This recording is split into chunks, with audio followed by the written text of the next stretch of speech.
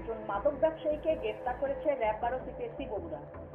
RAB 12 CPSC Bogura camp গোপন সংবাদের ভিত্তিতে জানতে পারে যে কুড়িগ্রাম হতে বগুড়াগামী মামনি পরিবহনের একটি বাসে একজন ব্যক্তি মাদকদ্রব্য ফেন্সিডিল বহন করছে।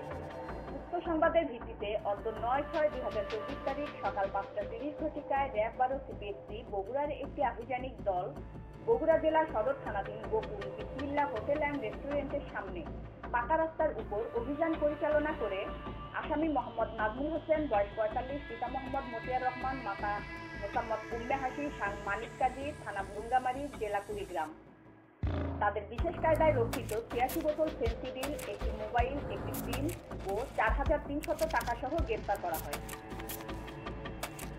গ্রেফতারকৃত আসামির বিরুদ্ধে আইনানুগ ব্যবস্থা গ্রহণের জন্য সদর থানা বগুড়ায় হস্তান্তর করা হয়েছে। News desk Tanzil Akter Lucky. ওয়েবসাইটে BD2 নিউজ টিভি দেখতে লগ ইন করুন bd2news.com, Facebook page BD2 news, YouTube BD2 news. এতক্ষণ BD2 নিউজের সাথে থাকার জন্য আপনাদের সবাইকে ধন্যবাদ।